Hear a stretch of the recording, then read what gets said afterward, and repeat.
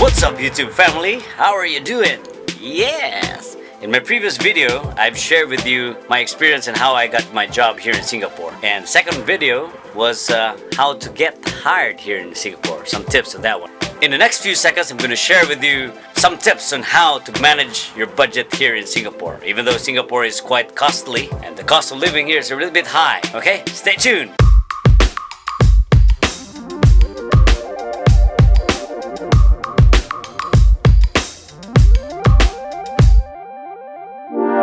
So today we're gonna discuss about the budget here in Singapore. Let's talk about food. And now I got two special guests imported from Germany and the other one is from Singapore. We have Melody and Joan. Yay! There, Joan. But we'll discuss about budget here. So since Melody is working here before in Singapore for quite some time, but 6 years. 6 years, right? And Joan is currently still here in Singapore. Okay. I think she's much ahead of me because we're in the same company before, right? How much is your budget every day before, as you remember? I always try to make sure that I cook my own food, do groceries every week. My budget was always around $50 a week.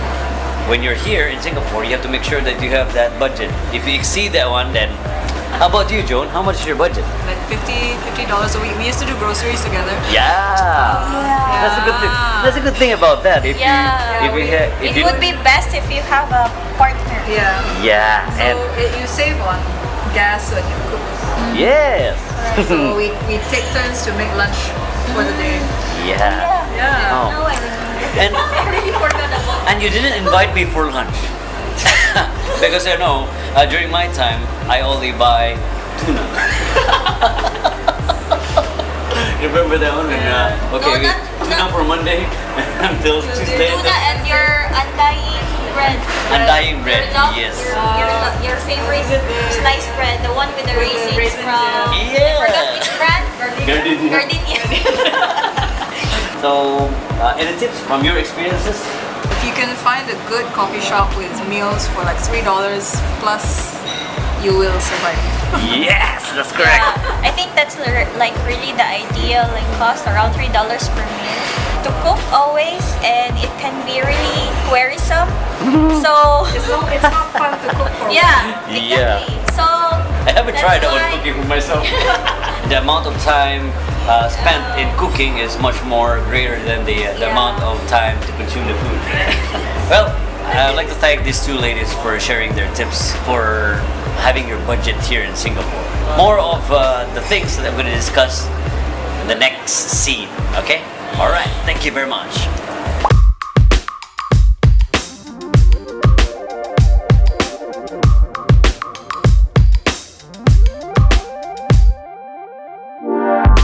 Good to be back. Well, I am working late tonight. I just got off from work and just right in time to create this vlog. So our topic for today is about your budget here in Singapore. How much is your actual budget every month? So let's talk about the transportation. If you try to use the application, I have a recommendation for you to use from streetdirectory.com. There's an application there for you to be able to see the map of Singapore. And the good thing about that one is that you can plot your origin, where you're starting and going to your destination, and it will compute for your actual transportation fare, whether you're using a train or the bus or your taxi as well. You can also use the application Explore Singapore MRT, and it will show the estimated time of travel and also with the fare. So download that application. That's a recommended one.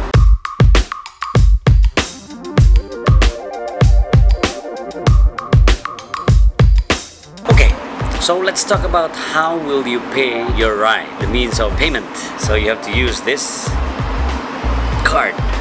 No, not the Batman card. This is my Easy Link card, okay?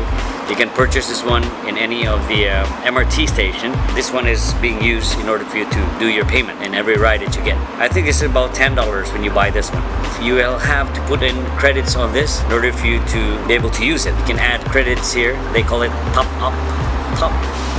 it up. That's a term here in order for you to put credits here. Top up. When you start using this one, all you have to do is to just tap it in any of the paying sensors every time you go to the MRT or to the bus. Looks like this one, like this, in order for you to have this one read. You can pay less rather than using your own cash. So I'll give you one example.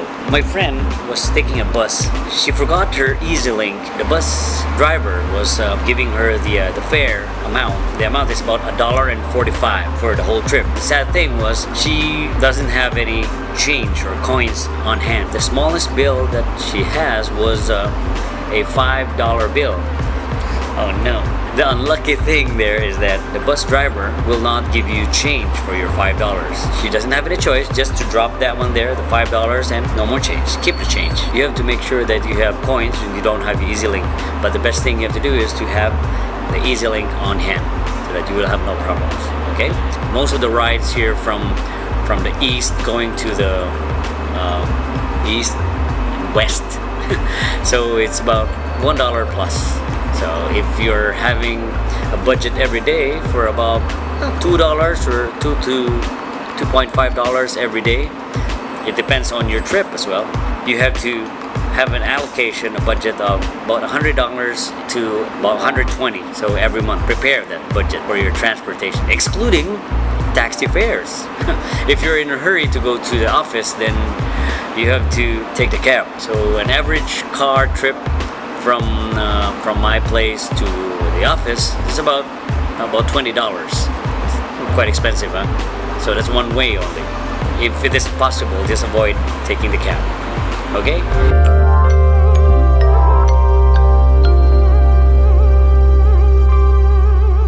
Okay, on the other hand, let's talk about the room rent.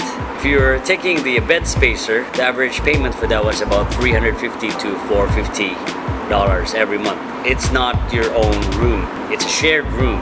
So probably there are 3 or 4 of you inside in one room. For solo room, it's gonna cost you about $600 and above for your own private room.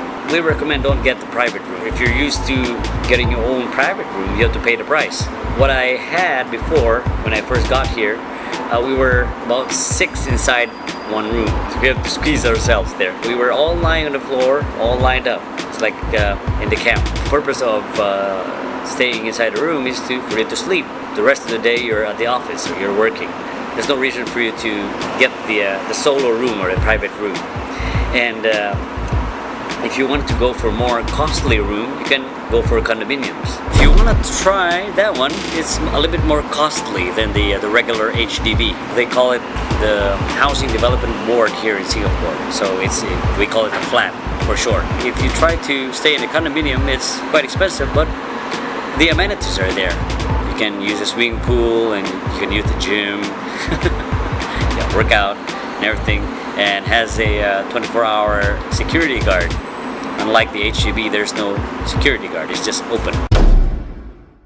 Next in line is your mobile phone. Where's my mobile phone? Your mobile phone. So your mobile phone, you need to have an internet access with your phone. In Singapore, your mobile phone is useless if you don't have internet access here. The purpose of this, you can navigate your way here using the map. Everyone will message you. Instead of using the regular SMS, there are a lot of applications that's free. You can check your Facebook here if you have internet. There are seldom free Wi-Fi, so if you want to be on the go, you have to have a regular plan. That will cost you about $40 every month. So if you want to go for higher plans to have more free data, so all you have to do is to pay more. So $70, $60 more. So aside from that one, aside from your phone bills, you have your utility bills, PUB. We call it public utility bill. That one comprises the electricity, the water, consumption, excluding your internet connection at home. So it's a separate thing. It will cost you about $200 to $300 every month. So you have to divide it between 4 or 5 of you. Then it's about roughly about $50 every month. And also, if you want to have Wi-Fi at home, you have to divide also. You have to have Wi-Fi at home for browsing, watching YouTube videos, watching my channel. So you need to have a Wi-Fi instead of your mobile data.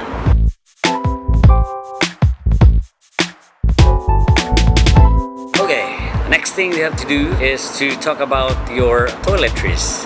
Toiletries are your things that you use at home. Your shampoo, your soap, conditioner, detergent, everything at home that you need. So it's still part of the budget. If you don't consider that one, you might think that you still have to put it part of your budget. Rough estimate $30 to $50 every month. After that, you can try to consider your clothing. Okay, clothings, your pants, your shoes. If you're a shoes lover, you can probably buy 5 shoes. Let's not include the ladies here because the ladies has a lot of things to buy. Like they have your own makeup and sort of beautification, foundation and everything. So let's not include that one because they have more budget than men. Okay. Okay, if you summarize those things, it will cost you about $100 or $200 for your clothes and stuff. Are you still counting how much is your cost here? We didn't talk about your salary yet. If your expenses is bigger than your salary, then you have a negative cash flow. So just think about it.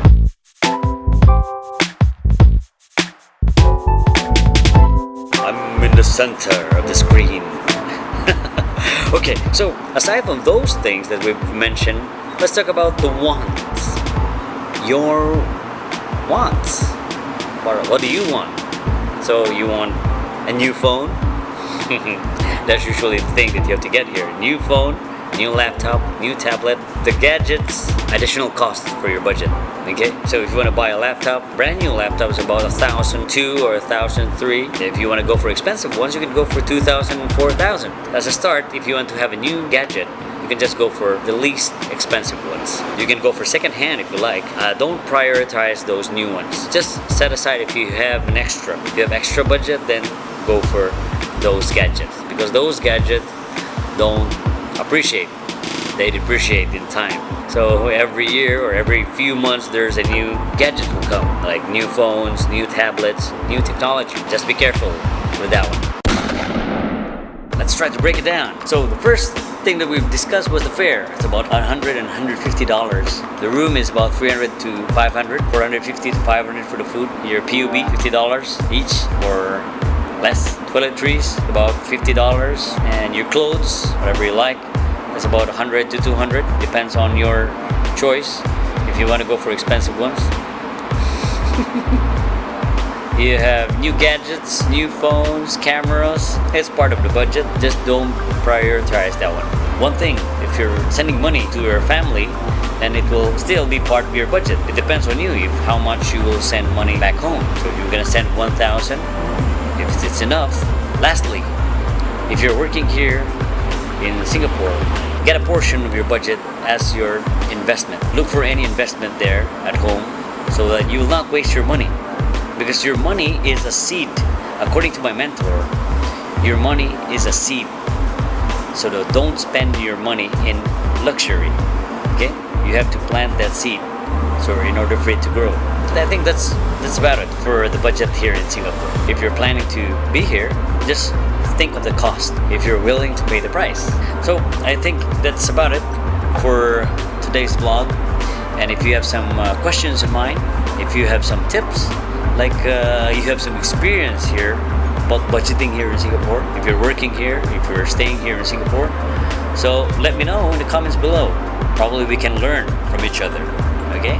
To those of you who haven't subscribed yet, you can go ahead and subscribe to my channel.